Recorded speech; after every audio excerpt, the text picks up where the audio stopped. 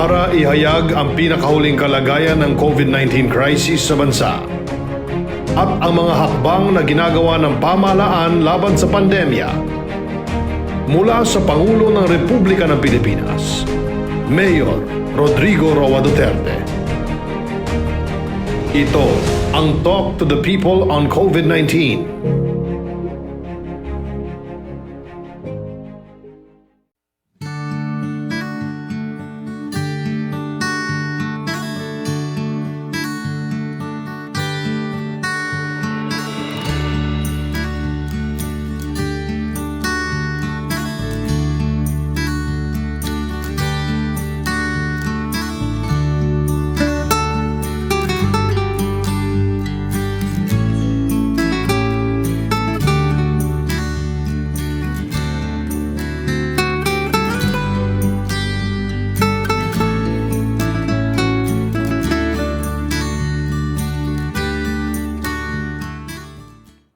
Magandang gabi sa mga kababayan ko. Lahat ng Pilipino ay mahal ko kasi kadugo ko. At pinag-usapan natin yan itong mahirap na sitwasyon dito sa atin. Bago sa lahat, para walang lituan at hindi nagkakamali, at hindi masabi na hindi na sabihan, you were ignorant about it, I am reading again the newest bulletin pinalabas ng IATF para sa mga ating enhanced or lockdown na yan halos. Alam mo, I would be the last person. Ako ang pinakahuling tao dito sa Pilipinas na magpapahirap sa Pilipino. If only I had the power, kung nandyan lang sa akin yung poder na like a magic wand na maalis ka agad itong problema natin, mawala. Gagawin ko. I'm having a hard time. I'm grappling with the issue of COVID. It takes most of my time actually. More than any other papers or it's the COVID that is taking my time or most of my time looking for ways and kung ano nang nangyayari doon sa labas kung saan tayo makakuha. Ganito na lang, basahin ko muna, tapos isunod ko kung bakit we are allowing the private sector immediately na to open the buying of COVID vaccines, anti-COVID vaccines, baski saan sila makakuha. Because ang ating gobyerno, yun lang rin ang binigay sa atin, limitado. Something has gone wrong in most of the countries. They Shanghai, yung parang kinuha na nila na sa kanilang gobyerno. At ewan ko, there's a rocos now somewhere in we are not allowed to mention the name of the countries, but there's something, there's a rocos going on, and the fight for COVID possession is ongoing. It's a very serious one. But before that, let me read ang klaseng quarantine ang naka-impose sa mga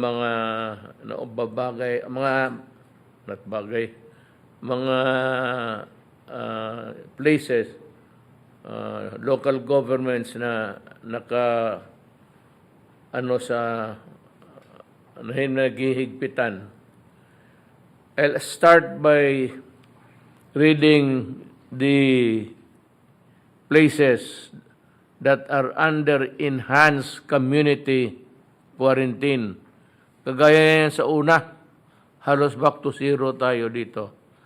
NCR, Bulacan, Cavite, Laguna, Rizal. That is March 29 until April 4 ang kanilang subject to review. Ang modified enhanced community quarantine, ang Quirino Province, that is April 1 to 15, 2021. For this is escalation of the quarantine, it will be loosened or stricter depending on the result of the surveys. Today, Metro Manila, I think, registered 10,016. Nationwide po, sir.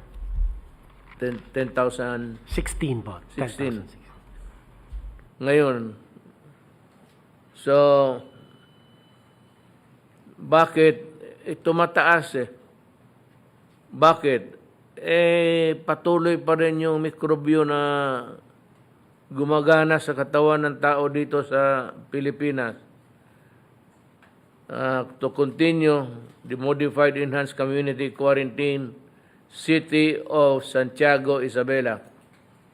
Ang general community quarantine, the entire Cordillera Administrative Region.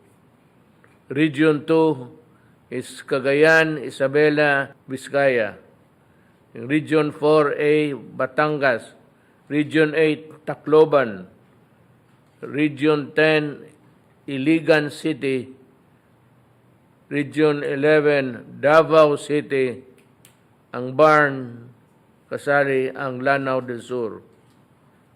Dito tayo sa modified general community quarantine. Well, it is for the rest of the country. So aside from those countries the places that I have mentioned, yun yung mga istrikto. Itong the rest of the Philippines, modified general community quarantine lang. Now, bakit ganon? Ang gobyerno ba natin nagkulang? Ang gobyerno ba natin walang ginawa? Alam mo, sa totoo lang, ang naka-lockdown ngayon, ang the countries of Ukraine, France, Germany, Poland, Italy. 75% of Italy has entered a new lockdown in a bid to fight the rising rates of coronavirus. Hindi lang tayo. Nauna na lang sila nga sa vaccine. And yet, itong may bagong strain, I'm not a doctor or a medical practitioner. Pero may mga reinfection sila at may bagong strain at ito yung tinatakutan ko. Now, ito sa atin, kanina galing ako airport, may dumating na 1 million sinalubong ko. Lumipad ako galing Davao. Tapos, just in time, nandoon yung aeroplano, PAL, which was leased by the government precisely to bring in the 1 million. Ang sunod na delivery natin is 2 million. Pero wala pang siguro yan. dito sa mga countries na ito na sinasabi ko, nag-aagawan sila. I cannot name the countries because I was warned not to mention the name. Nag-aagawan sila ngayon at ang sabi ko, hinold ang hinold. Dapat sabihin yan kasi para malaman rin natin na how unfair it is really, especially if we are on the side of the poor, na yung ma-hold yung bakuna. So, wala man tayong magawa. Akin ang decision is, I have ordered Secretary Galvez to sign any and all documents that would allow the private sector to import at will. Baski ilan ang gusto nilang ipasok. Okay sa akin. Tayong gobyerno, ito lang ang nakuha natin, ito lang rin ang binigay. Well, of course, hindi natin masabi na mas marami ang mabili ng private sector. But dito sa Pilipinas, maraming mga negosyante na gustong bumili kasi ibigay nila sa kanilang mga trabahante. You know what is the reason? Do you know the reason why? So that the economy can be opened. Yung mga factories nila, walang trabahante. Because itong ngayon, karaming restrictions sa mobility ng tao. There are so many restrictions and workers come from all places. So it's hardly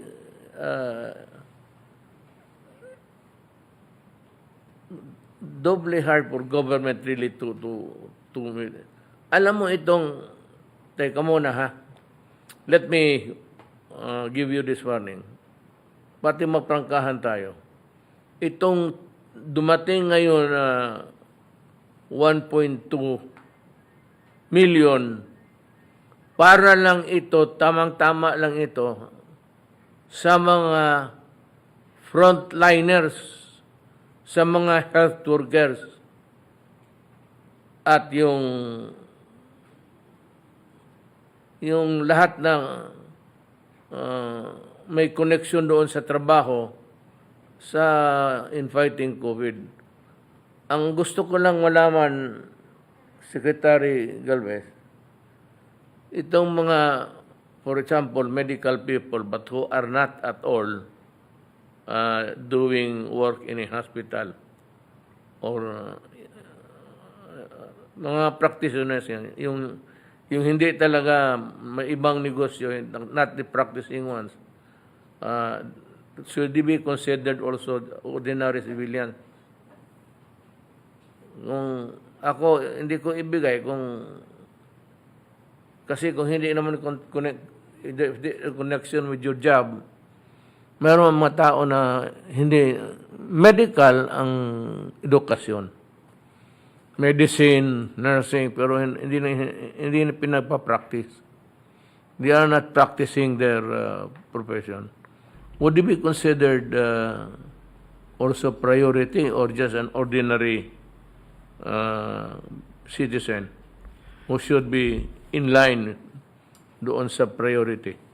Tama po kayo, Mr. President. They will not be considered as healthcare workers for the simple reason, sir, na yung risk exposure nila halos wala compared to the healthcare workers in the hospitals, both local and national, both public and private po, at mga iba pang mga facilities, ang ating pong mga isolation quarantine facilities, yung pong ating mga barangay health workers, yung ating pong mga doktor sa mga AFP, PNP, yan po talaga kasama po yan sa A1 at sila po yung binibigyan natin ng prioridad. Ngayon, kung doktor na hindi naman nagpa-practice, halimbawa, negosyante naman sir, walang risk exposure in the same manner that healthcare workers who are actually working in the healthcare facilities are exposed. Yun lang po. Tama po kayo, Mr. President. They will have to be considered as part of the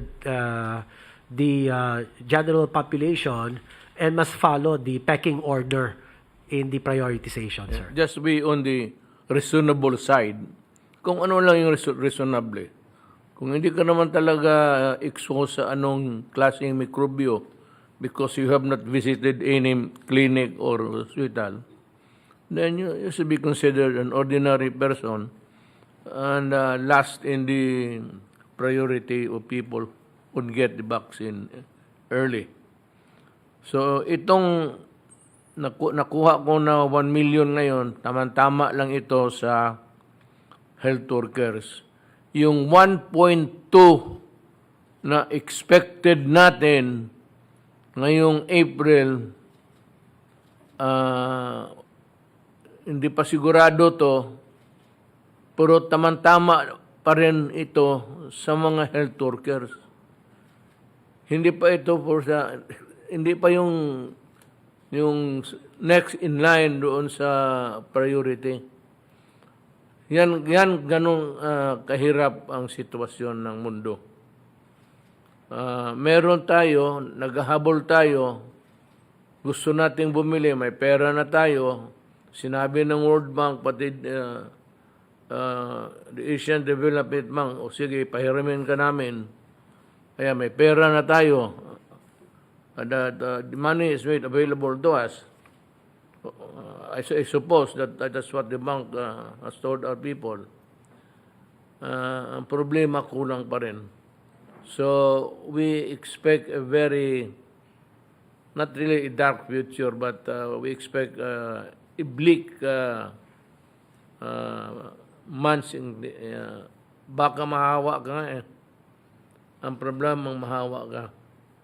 So, yung mga private sector, ito warning lang ito ha. Huwag ninyo akong pilitin. Baka pupulutin talaga kayo kung saan-saan. I am not threatening yung mga human rights nakikinig. Ito bang nagpapabili ng mga fake, itong nag-i-import na yung walang source, tapos fake, tapos ang mga tao magpabakuna, magbayad ng mahal dahil nga may bakuna available, hindi na maghintay. I'm just warning you.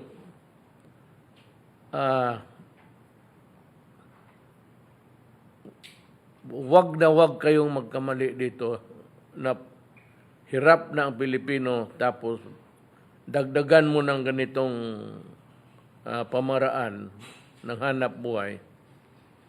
Pupulutin ka talaga kung saan. Hindi ako nagbibiro.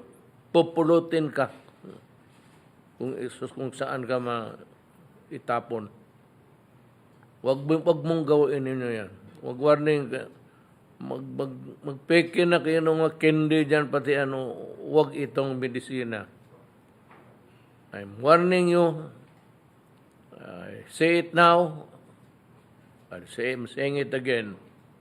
And I will not say it anymore. Huwag kayong magkamali dito. Talagang, nasa iyo kung gusto mo na, panahon mo, sige. Hahanapin kita at ibigay ko sa iyo ano ang dapat para sa iyo. Ganito lang ang mundo eh. Hindi mo mapigil yung mga ganitong klaseng krimen.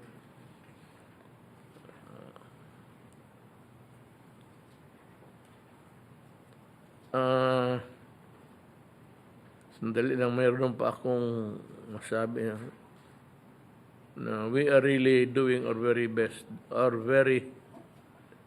the best of our best na talent getting the vaccine from anywhere na para minus-minus yung hawaan na intindihin ninyo itong mabuti mga kababayan ko. Pag hindi ito na ano natin, we have to understand government, allow a certain, bigyan mo kami konting medyo stretch your patience and understanding. We're doing our best. We are not a vaccine-producing country. Wala tayong expertise, wala tayong knowledge, medical, scientific knowledge. So, naghihintay tayo. And, alam mo kasi, may mga bakuna, 3, 2 beses itirik. Usually, yung Sinovac, 2 beses yan. So, twice. Until that is after 1 week, I think, you have to get another shot. So, yan, it stretches a mile long ang journey natin sa paano natin isugpo ang bakuna. That is how hard it is. Para makakuha lang talaga tayo. Yan, ganun kahirap. Gusto ko nang umiyak sa harap ninyo, pero naubos na ang luha ko. Ay, buhay. Alam lang ninyo para akong dumadaan ng purgatorio ngayon, this time, hanggang hindi matulungan lahat ng Pilipino. May isa pa pala ako, kaya pala ako pabalik-balik ng salita eh. Yung mga na diskarel sa finances nila, na ano kayo sa pera, naghirap kayo kasi hindi makalabas. Magdasal lang kayo. We will give you the ayuda. Ayuda is assistance help. Secretary ng budget, si Wendell Bisado, Del ka hanggang kailan mo maibigay? When can you make the distribution? And explain to us how do you propose to do the distribution this time? Good evening, Mr. President, and everybody in attendance. Very briefly, can I request the Secretariat there to please share the slides? This is how we're proposing, Mr. President, the supplemental amelioration program for those affected by the enhanced community quarantine in the NCR Plus and the 4 provinces. Mr. President, the proposed supplemental amelioration program will be given as soon as we receive your approval, Mr. President, because the memorandum addressed to you is with, if I'm not mistaken, with the Office of the Executive Secretary now. So, do you know if this it is- is do you know if it is already in my desk? Yung panggabi ko na study room, wala pa. Because kung nandoon na yan, pipirmahan ko kaagad this time. After this, diretso na ako doon sa bahay. Upuan ko na lang kung saan na ang papel ngayon. But kung wala, I'd like to request the CES to expedite soonest. Sige, Del. yes, Continue. Mr. President, ganito lang po yan. Ito po yung makita nyo sa first column, yung mga local government units na covered at ang total population po nila based on the latest estimates from the Philippine Statistics Authority. At out of the total population, Mr. President, ang i-cover po natin is at least 80%, no? Ng total population. Kaiba ito nung last bayanihan 1 natin, 75 lang. Ito ngayon, talagang dinagdagan pa natin, ginawa na nating 80%. So kung sa NCR po, ang 80% po dyan, abutin ng mga 11.2 million. Sa Bulacan, 3 million. Sa Cavite, 3.4 million. Sa Laguna, 2.7 million. At sa Rizal, 2.6 million, or a total of 22.9 million. Next slide, please. Diretsuhin kita, may pera tayo. Meron, Mr. President. Meron po. Kakaasa po kayo, may pera po tayo. Ito nga pong funding source natin, 23 billion po. So makita natin dun sa total kanina, umabot lang ng 22.9. So may natira pa tayong konti sa 23 billion. The balance from the BTR certified sources which will be utilized for this is pursuant to the authority granted to you under Bayanihan 2. Kasi po ang validity ng appropriations ng Bayanihan 2 was extended until June 30 pursuant to RA 11519. So, ganito po ang magiging kalakaran natin sa pagbibigay po ng ayuda. Next slide, please. Makita po natin na ang ating ibibigay ay 1,000 pesos per individual and not more than 4,000 per family. Opo. So, ang total funding requirement po niyan, kung tagwa 1,000, ay abutin ng 22.9 million. So, yan po ang total funding requirement natin. Next slide, please.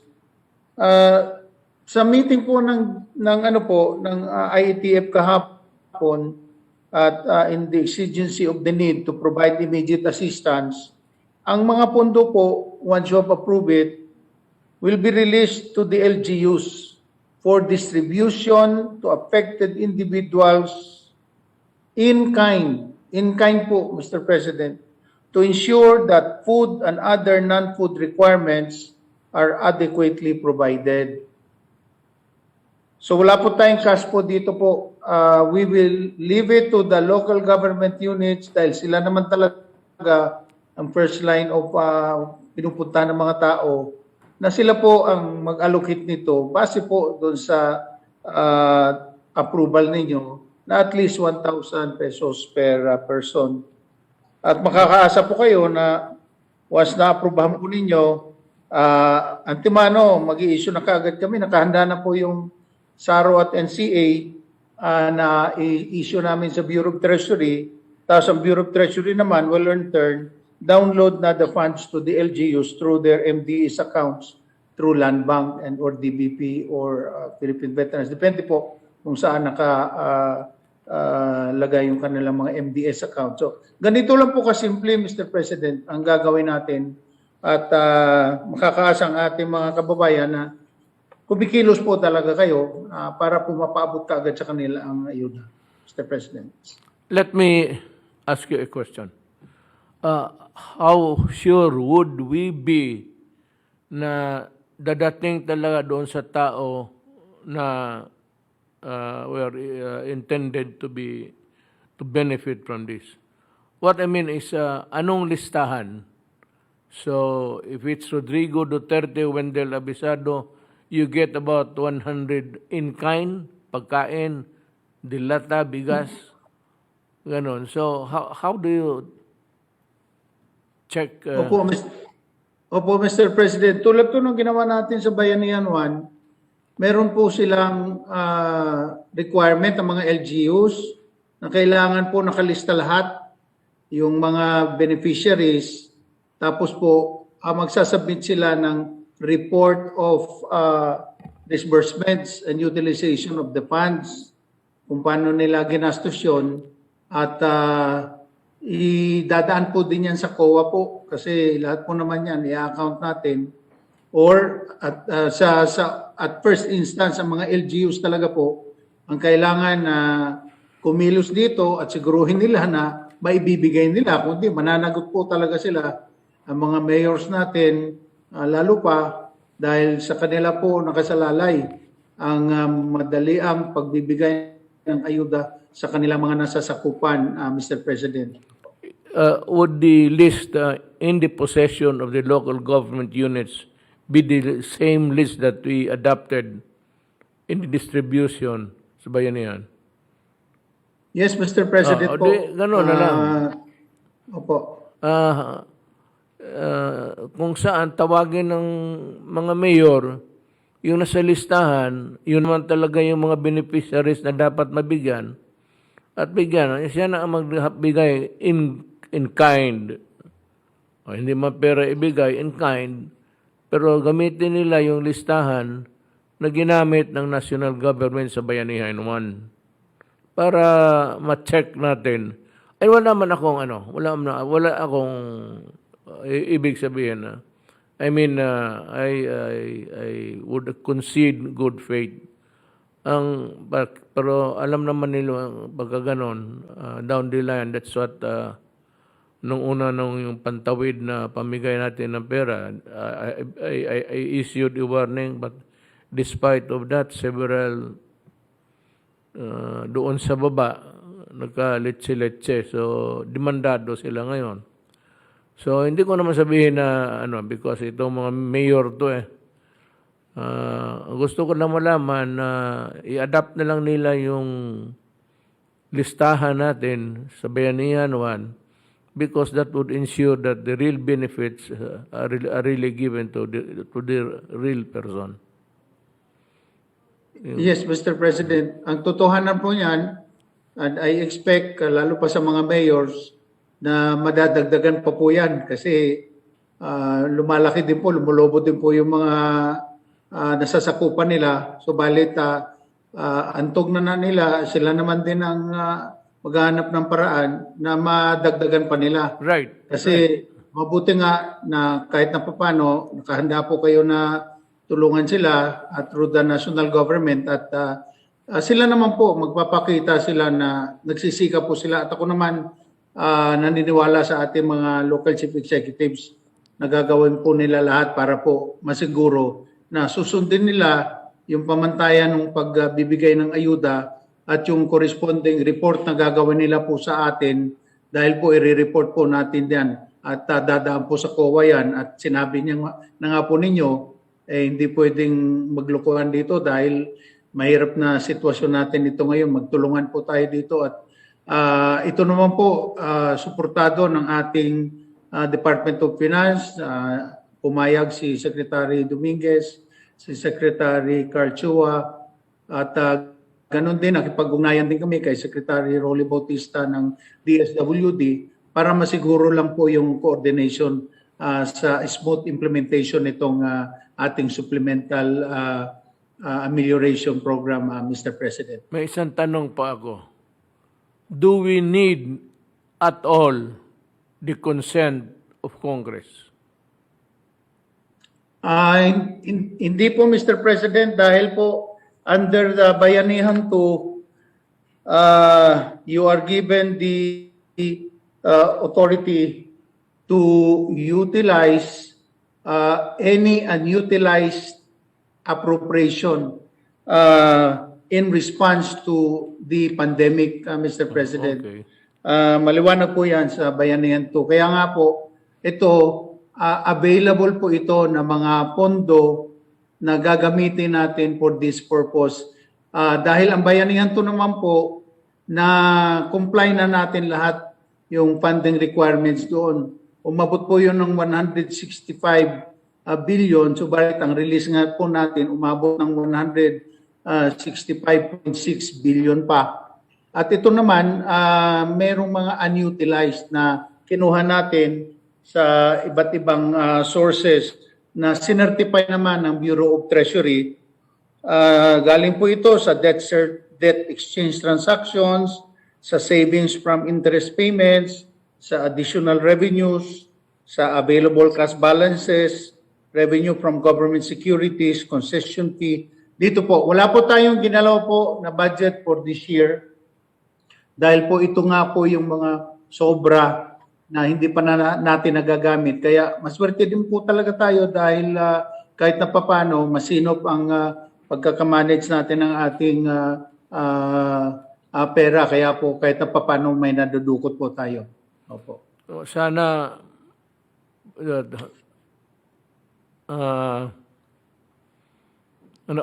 ano ba tayo ngayon?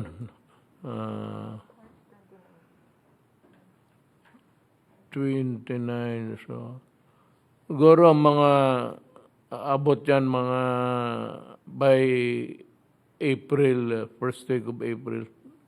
Kaya. Sir, kung Nandiyan mo si... maaprubahan niyo po, kung maaprubahan niyo po kagad, sir, marirelease po kagad yan. So if I sign it tonight, which I'm going to sign, Please sign it tonight. nandiyan man si General Bautista listening also. Si Role. Nandiyan si Role. Pakitulong na lang doon sa sort of an oversight na mapadali yung transaction na pa-downloading, i-follow up mo, pati yung you do the counter-checking after the distribution of the goods para ang feedback mo dyan man talaga sa iyo bagsak ang mga lahat. It's your office, it's your department that will be the last place where it would be sent. Itong mga just to check. I'm not saying, sabi ko nga more than anybody else, it's the mayor who are really interested. Kung maraming syudad na medyo mayaman, dadagdag pa nila yan. So, ang akin lang is, alam mo na, puro let us just be careful because may nangangayaw dito. Hindi ko, maski ano-anong ginagawa ng mga ulol. These are the mutants of COVID-19. So, siguraduhin lang natin na walang katiwalian. But Sir President, I place my full faith and confidence in the mayors that they will do Mr. it. President, can I say something, Mr. President? Yes, go ahead. Mr. President, apparently, yung implementation na to will really be on the scrutinizing eyes of the DILG. Kasi when we implemented the Bayanihan 1, talagang may mga guidelines ang ating pong DILG in terms of, example po, Mr. President, posting all the beneficiaries in conspicuous areas. At the same time, yung data, kung kailan isasabit yung data, yung list of beneficiaries, ang nagbibigay po lahat ng deadline yan is the DILG. Maganda rin po dito, Mr. President, is on our side, we will also set up grievance mechanism. Although sa level siguro, Mr. President ng LGU, they should also have a grievance mechanism. So magkakaroon po tayo ng check and balance na pagka ang grievance ay umabot po sa amin, then we will immediately coordinate with the DILG and at the same time with the local chief executives. Pinis din po natin sa Bayanihan 1, very stringent po ang COA rules. And any discrepancies talagang napapansin po ng COA. Ayun lang po, Mr. President. Actually, ganito yung role eh. Pagkatapos na na-download na yung pera, wala na si Wendell dyan. Wendell is totally out. He has nothing to do with it anymore. It's now the problem doon sa yung transmission kung gaano kabilis. Tapos pagdating doon, it's your department takes over in overseeing all of these things and seeing to it that the requirements are followed. Not because we do not trust the mayor, as I said. Iba ito eh. Yung iba ito yung noon na pinadaan natin kung sino-sino. Tapos nawala yung yung ibang pera, nawala. Hindi naman lahat, but there are a lot of complaints regarding the non-remittance of the money. So, itong lahat ng checking, whether it has been complied with, and all of these things, these are within the province of the Department of Local Government. Sa iyo yan, General Bautista. Can we start now with the reports? Ito ha, may isa. Bigyan na ninyo akong isang ano.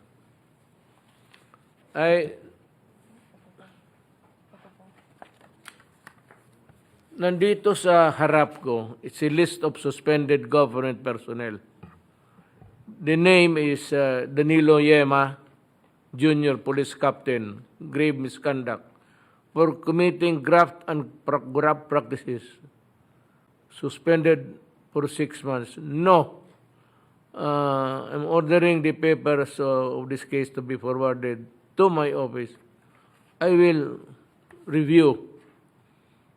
Ito, Federico Javier, Police Master Sergeant, grave misconduct for committing graft and corrupt practices. Suspended for 60 days. Arvin Abelia, Police Corporal, grave misconduct for committing graft and corrupt practices. Roberto Descalar, Patrolman, grave misconduct for committing graft and corrupt practices. Suspended for 60 days. Ronel Abarcar, Patrolman, grave misconduct for committing graft and corruption. You know, in graft and corruption, whether it is 1 peso or 1,000, it's still the same. So, pagka itong tanginang graft na ito, pagka graft and corruption, diretso yan, dismissal. Kung sinong opisina nito nag-handle render the decision, kindly forward all of the papers to my office, to the executive secretary. At I do not agree with just suspension. Graft and corruption is dismissal. Police, fireman, mayor's office, o mayor, governor, corruption is a serious offense. Ilagay mo, ibalik mo yan, suspended for 60 days. Magbakasyon lang yan, tapos maggagawa na naman kalukuhan. They should be removed. Basta, I would like to address now to all that sa gobyerno. Basta graft and corruption, dismissal talaga. Do not give me that shit of suspension. It's a very serious offense, and they're parang, you know, they're microbes in the organization, and they will continue to do it again and again until next time mahuli na naman sila another suspension, to which I do not agree. They should be dismissed. Maraming Pilipino sa labas naghahanap ng trabaho. Hindi ko kailangan itong mga... I do not need you in government. Maraming graduates sa criminology every year, sobra-sobra. Tapos magtiis ako sa inyo. Puta, bakit ako magtiis sa isang gago? Marami naman dyan gustong pumasok. Graft and corruption dismissal. That's a 3019, Republic Act 3019 is graft and corruption. The punishments, the penalties there are almost severe. Dito, ilagay mo lang sa suspension, kalukuhan yan. Paalisin mo yan kasi maraming naghihintay ng applicants na matino. Bigyan natin ng panahon. ibang Pilipino na makapaghanap ng trabaho. Who's going to do the first reporting? Secretary Duque, you have something to say for today? Good evening, Ginoong Pangulo, Senator Bongo, Chair of the Senate Committee on Health, at aking po mga kasama na miyembro ng Interagency Task Force and fellow cabinet members, at sa ating po mga kababayan. Magandang gabi po sa ating lahat. Dalawa po ang bahagi ng akin ulat ngayong gabi. Isa po, una, yung ating pong usual na COVID-19 situationer. At ang ikalawa po, magbibigay kami ng updates on biosurveillance at pinaigting na hakbang para po sa NCR at mga karatig na lugar. Magsimula po tayo sa COVID-19 situationer at ito po ang mga pangunahin mensahe. Una po ay nakitahan natin na patuloy ang mabilis na pagtaas ng ating mga kaso. Ang nararanasang pagtaas ay hindi lamang po nanggagaling sa iisang sanhi, ngunit ito ay dulot ng kombinasyon ng pagsasawalang bahala sa minimum public health standards at sa pagpasakatuparan ng prevention, detection, isolation, treatment, and reintegration na mga pamamaraan para masugpo ang COVID-19. Lalo na ang halaga ng pagtapos ng isolation o quarantine period at ang pagtaas ng mobility ng mga mamamayan kasabay na pagbagal ng ating pagtukoy o pagdetect sa mga aktibong kaso. Ito ay maaari rin napabilis ng mga variants katulad po ng UK variant at ang South African variant. Kasabay ng pagtaas ng mga kaso, tumaas rin ang ating healthcare utilization rate at the regional and provincial levels, kabilang ang ating mga highly urbanized and independent component cities, pati na rin ang ating pong mga ICU utilization rate. Kinakailangan maglaan ng humigit kumulang 50% ng authorized bed capacity ang lahat po ng ating mga pampublikong ospital at 30% naman ng pribadong ospital para sa COVID-19 patients, higit pa sa panahon na may surge. Pangatlo, kaagibat po nito, dapat rin pataasin ang kapasidad ng mga isolation at quarantine facilities upang hindi magdagsaan sa mga ospital po ang mga asymptomatic at mild cases. Kailangan na maabot ang 1 bed to 1,000 population ratio para po sa atin isolation capacity. At hanggat maaari po, tanging 10% lamang ng mga close contacts ang nagka-quarantine sa mga bahay. Ito po sana ay masunod at isang mariin na paalala para po sa atin mga local government units. So kabilang po ang intervention ng paglunsad ng information and education campaign upang maihatid po sa atin mga kababayan ang wastong impormasyon ukol dito. Kasabay nito ang iba't ibang communication materials na patuloy na nagpapaalala at nagbibigay ng impormasyon tungo sa sapat at mahusay na pagsunod sa ating pong public health standards.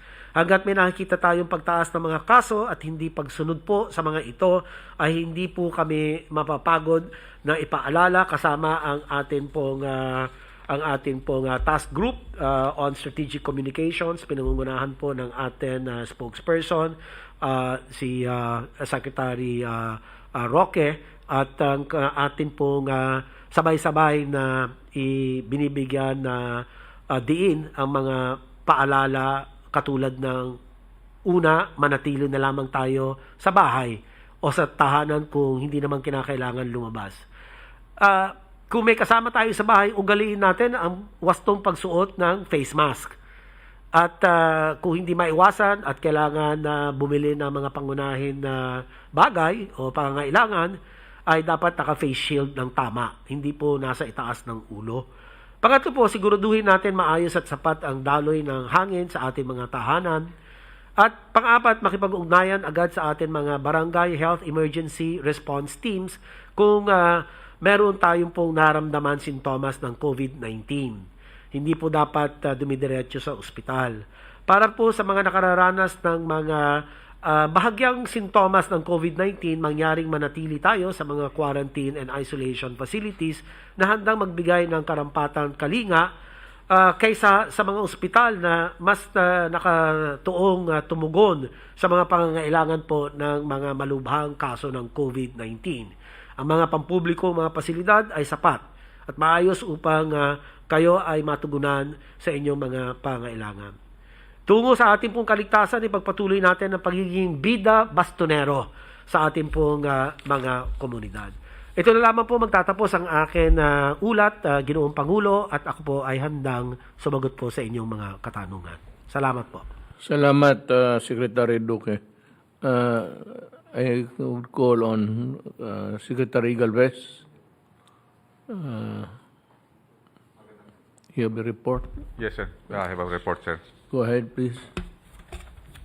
Magandang gabi po, Mr. President, Senator Bongo. Sa atin po, meron na po tayong 668,018 healthcare workers vaccinated as of March 29, as of 3 p.m. At nakikita po natin sa ngayon talaga na tama po yung sinabi niyo po na may tension tayo sa supply, considering that the different countries are escalating and their vaccination. So with this, they are prohibiting from exporting from their production. So ito po ang nagiging talagang problema po natin ngayon. At talaga nakakaroon po tayo ng severe acute shortage ng ating global supply. And then talaga po marami pong variants po na appearing across the world, requiring investigation, triggering caution on border control. So marami pong mga different variants ang lumalabas. At ang mga ito po ay talagang napapabilis ang pag-mutate at nagkakaroon po ng very accelerating transmission. Next slide, please. And with this, napag-usapan nga po ng mga expert kanina at saka po yung private sector na kailangan talaga, yun nga po, sinasabi nga po ni Sir Paul Dominguez na we have to plan for a possible re-injection of jobs. Maybe next year. It will be an annual activity considering that the variants are very persistent. So, nag-calibrate po tayo ng plan. So, ang plano po natin ngayon, Mr. President, ay 2021, 2022, at saka 2023. So, 2021 po, itong tinatawag nating containment strategy to have and achieve steady supply of vaccines and scale up our vaccination through mobilizing the national government, the LGU, and the private sector. So ang plano po natin ay magkaroon tayo ng scale-up vaccination sa April and May. We are targeting to have 500,000 to 1 million per week. And then June, July, kung nandiyan na po ang ating mga supply, we will be targeting 2 million to 3 million per week. And then August, December, 3 million to 5 million per week. Ito po, very bold po ang ating target. So that kung just in case magkaroon po tayo ng slippage, at least medyo mataas pa rin po yung ating vaccination rollout. And then also, in order to achieve yung herd immunity, kailangan talagang we have to maximize na magkaroon tayo ng vaccination na more or less 450 to 500 a day. Ang ano po natin, ang pinaka target po natin is we will have a better Christmas 2021. And then ang ano po natin, ang talagang target natin is the complete elimination of COVID-19 disease. So with that, we are communicating with the different manufacturer na nagde-develop po ng mga tinatawag nating booster vaccines, ng mga second generation and third generation vaccines that can prevent yung and also neutralize and eliminate including yung mga variants. So ang ano po natin is really to eliminate the COVID-19 disease by active participation ng mga pharmaceuticals natin. Yung sinasabi niyo nga po, Mr. President, na we will already authorize the pharmaceuticals to directly communicate with them so that we can have yung tinatawag nating vaccine security by 2022 po. And then also, we are looking forward that by that time, we have fully recovered our economy. And then, Mr. President, nung nagpunta po kami sa India, nakita po namin talaga yung kanilang target na magkaroon po ng health, tinatawag nating self-sufficiency. Yung pangarap po natin na magkaroon po tayo ng mga vaccine ay kung titingnan po natin, noong 1939 po, tayo po ang donate sa China ng mga vaccine. At yung yung kinakausap po namin yung vaccine expert panel, parang naaalala niyo po, yung sinabi niyo po na nagkakaroon tayo ng parang reward para sa 50 million. Kung sino man na makakadevelop ng vaccine sa COVID-19, maybe we can remember that. And I believe we can push forward na magkaroon po talaga tayo ng self-reliance sa vaccine. Kasi po, nung nag-usap po kami ni Ambassador Bacaching, Mayor, sinabi niya po talaga na kailangan talaga na magkaroon po tayo ng tinatawag na health security.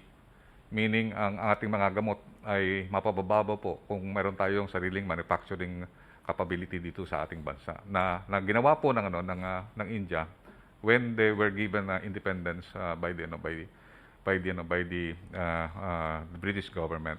So yun po ang isang nakita po namin na magkaroon po tayo sana ng, aside from the Universal Healthcare Law, magkaroon po sana tayo ng Health Security Act na yung ating DOH at ang ating healthcare system will be modernized.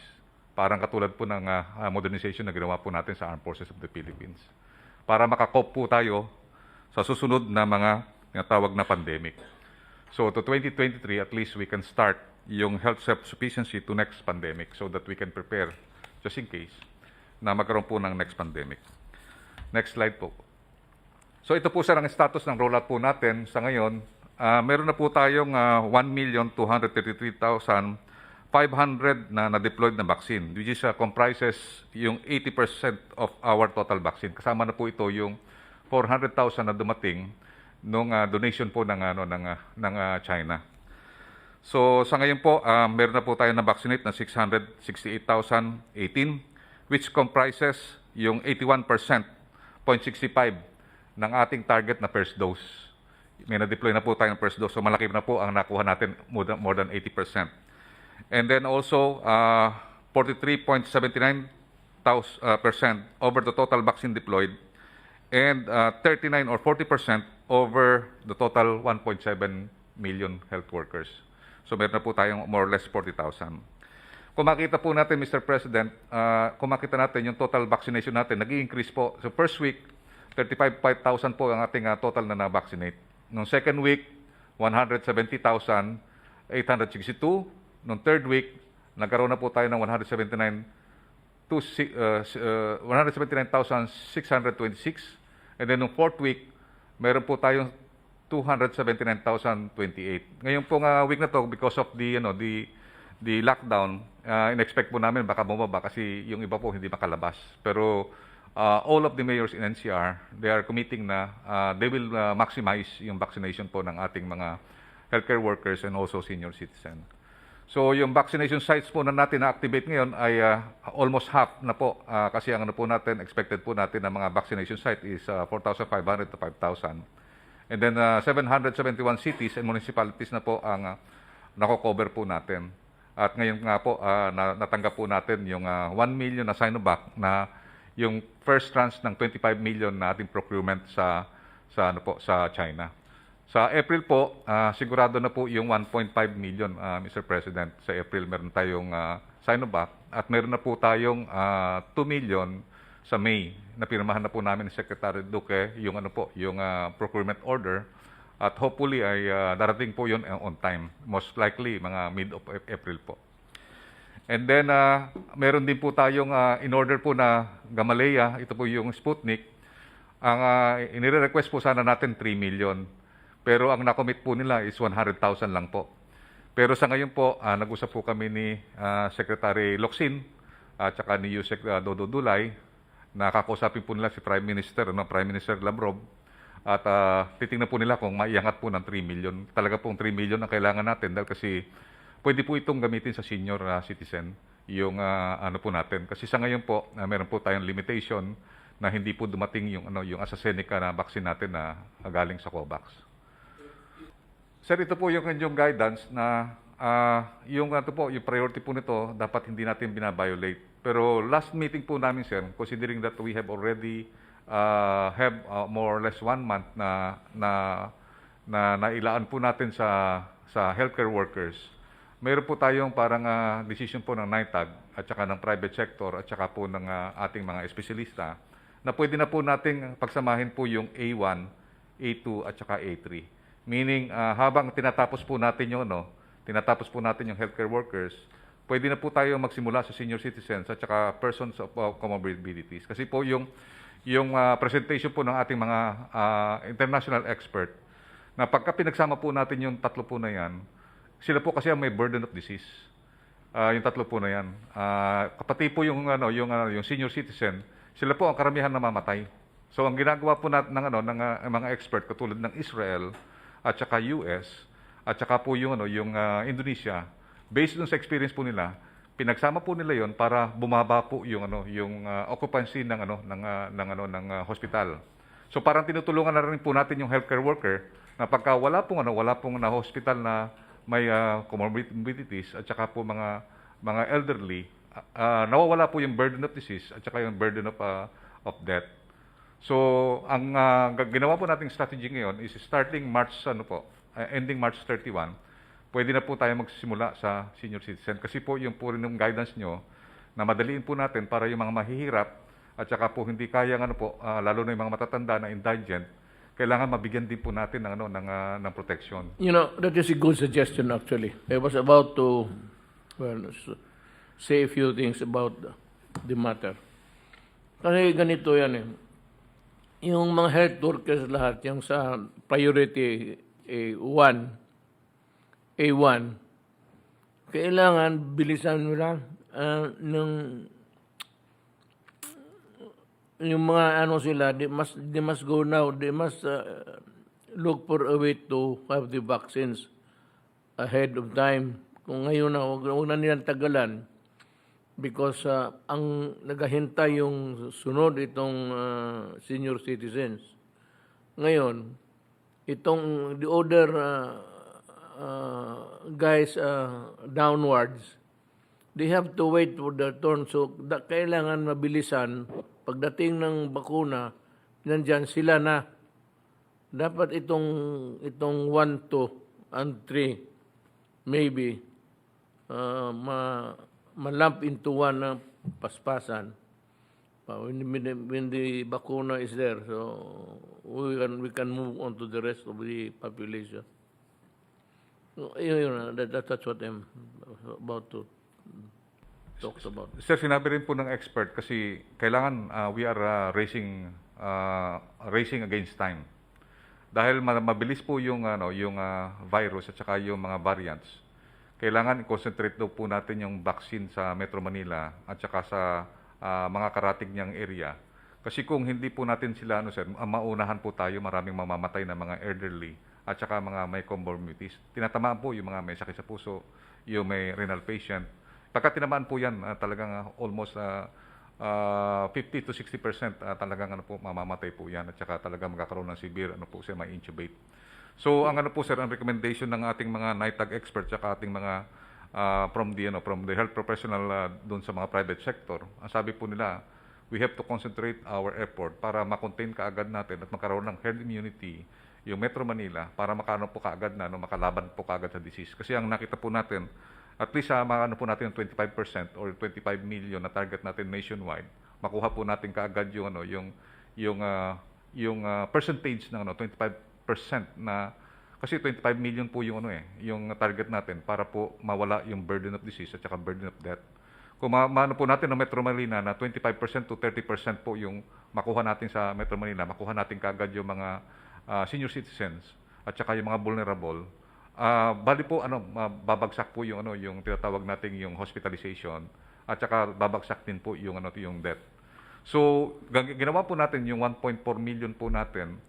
Ang ginawa po natin sa 1.4 million na Sinovac, i-deploy po natin po yan sa more or less 800,000 dineploy po natin sa Metro Manila area at saka sa 4 provinces and also Davao and Cebu. Yung mga matataas po yung mga po natin, yung mga kaso.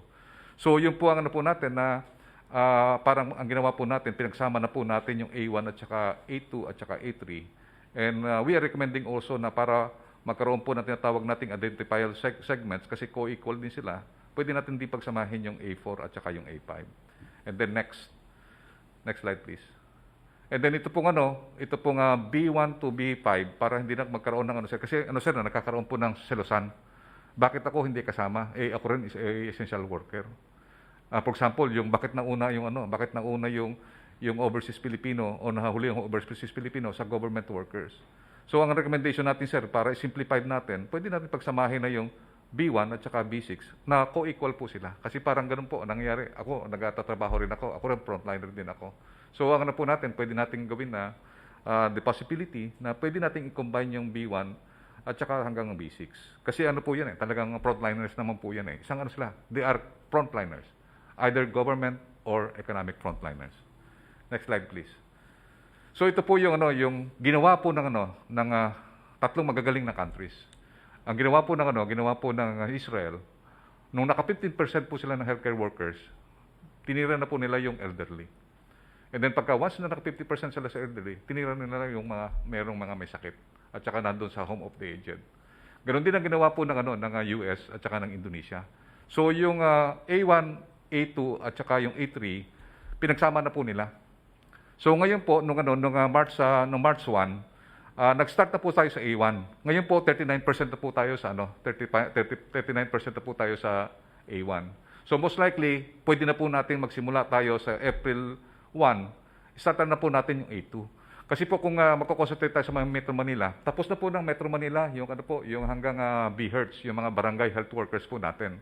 So ang susunod na din sir, yung mga senior citizen at saka yung may comorbidities. So pinaghalo po nila ngayon yung A2 at saka A3. And then sa May sir, pwede na tayo mag-start po pwede na tayo sa May, pwede na tayo mag-start sa A4 at saka sa A5. Kasi po yung sinasabi niyo nga po na naiinip na yung mga mahihirap. So yung A5 po, yun ang mga indigenous na tao. Yun po yung nandun po sa mga nakita natin mga informant settlers. And they also have the burden of the disease with that. So yung inana po ni Senator Bongo na mauna po ang mahirap, yun po ang nakita natin na isolusyon natin na kailangan po i-combine na lang natin po yung A4 to A5. Pagka dumating na po yung ating mga vaccine sa May, pwede na po natin pagsabay-sabayin po yung A1, A2, A3, A4 at saka A5. And we will discuss this thoroughly with the NITAG. And then sa July, nandun na po yung ating mga vaccine, sinasabi naman po natin na kakaroon tayo ng prioritization only when we have a scarcity of vaccine. Pero pagka once na yung vaccine na available po sa atin, may steady supply na po tayo, pwede na natin pagsabayin-sabayin po, Mr. President, para at least ma-maximize na po ng mga LGU, meron na silang flexibility para ang ating target na 500,000 a day kaya po natin. Yun po ang po namin, Mr. President. Then I believe yun lang po ang aking presentation, Mr. President, na ito po yung guidance niyo po na talagang madaliin na yung ating mga kababayan ay mabakunahan po kagad soon as possible time po. I'm urging you to do it fast. I'm going to sign that document that we've been referring to. Immediately when titignan ko doon sa working table ko kung nakapatong doon. And I will sign it immediately. Sir, can I have my presentation? Yes, go ahead.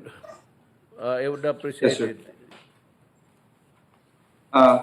Sir, to answer your question, sir, ito po yung Metro Manila experience sa mga nangyari for the last several days.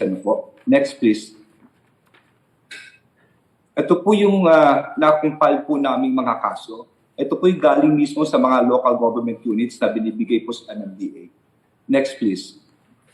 Nung huli po kami, kasama niyo po nag-briefing sa bayan, ang report po ng aming active cases ay 23,963. In a difference lang po ng 4 na araw, Mr. President, tumaas na kagad ng 888 po sa Kalakang, Maynila. Next, please.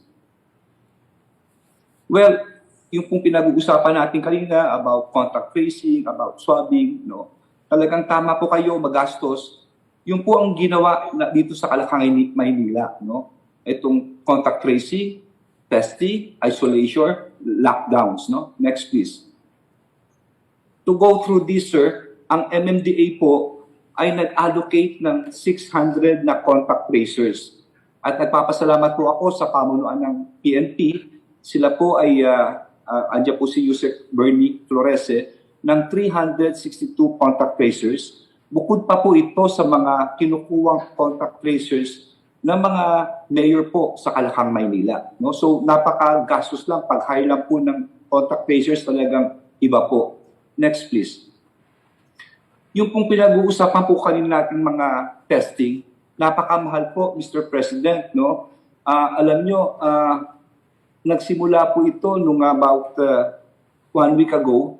Nagbigay po ang National Task Force through Secretary Vince Dizon at saka andyan po si Sec Charlie ng kulang-kulang 25,000 na ano po ito, kits po ito sa Red Cross.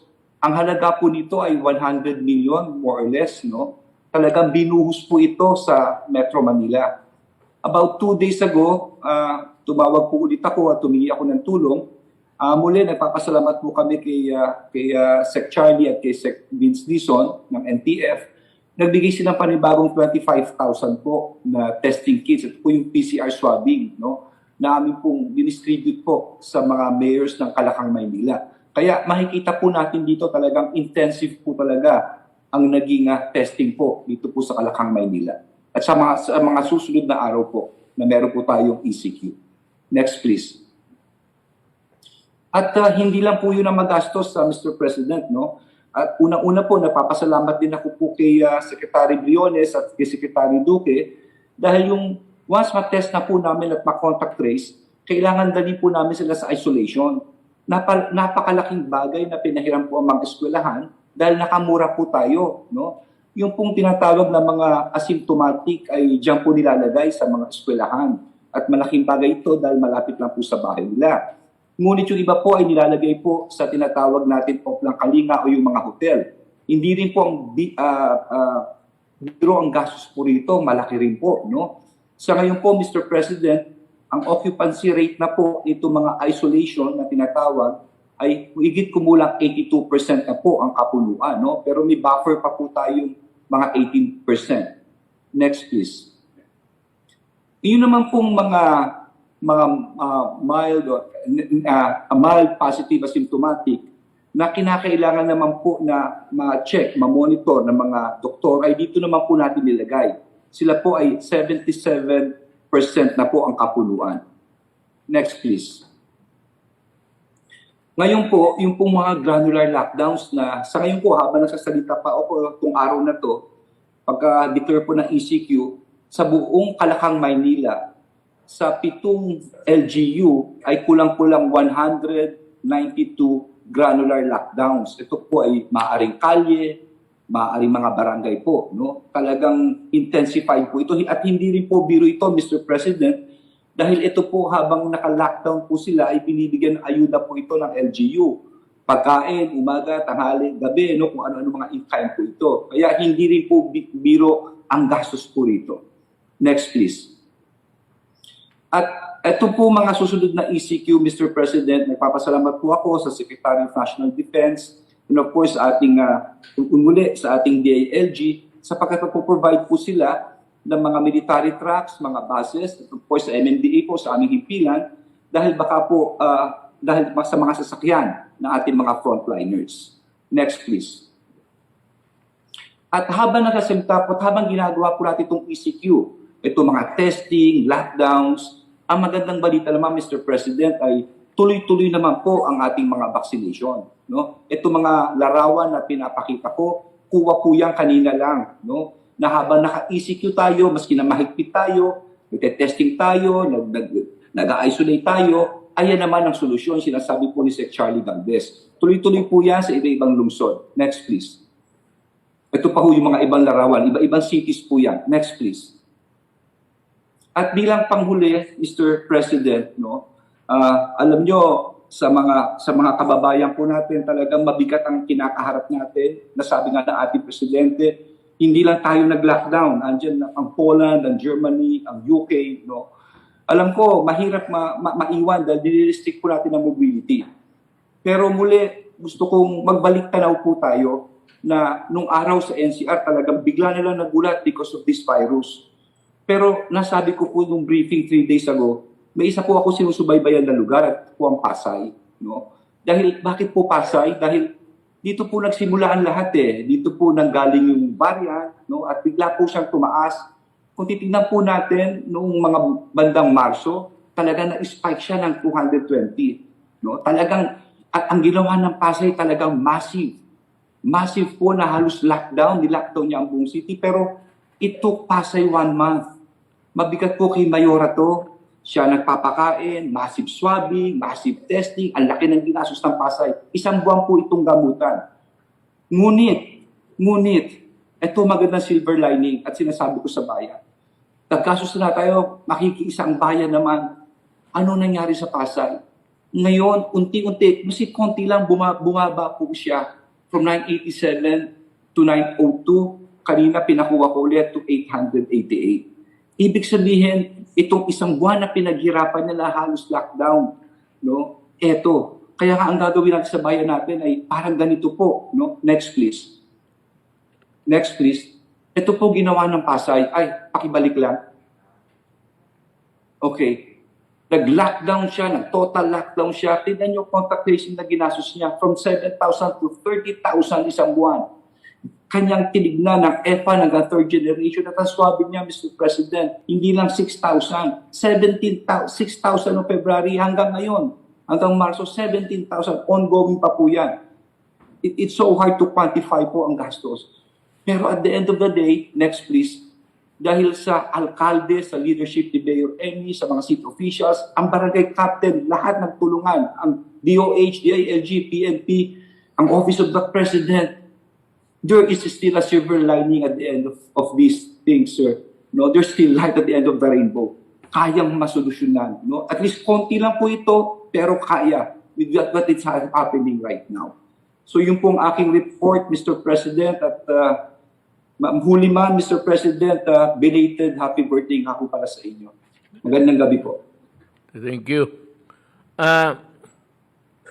Gusto ko lahat lumabas to. Para lalo na yung the earlier talk was ang malaman ng tao at malaman ng mga mamamayan, lalo na yung mahirap, na hindi sila kinakalimutan, na sila ang may prioridad. So we cut this meeting. Gentlemen, thank you for your presence.